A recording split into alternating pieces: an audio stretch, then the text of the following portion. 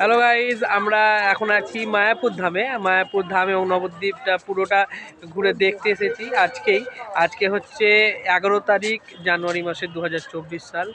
আর আমাদের কাল কিংবা পরশু দিনকে বেরিয়ে পড়বে ভিডিওর সমস্ত রেকর্ডিংয়ের পরপর সব সিরিজগুলো। আপনারা আমাদের সঙ্গে কানেক্ট থাকবেন।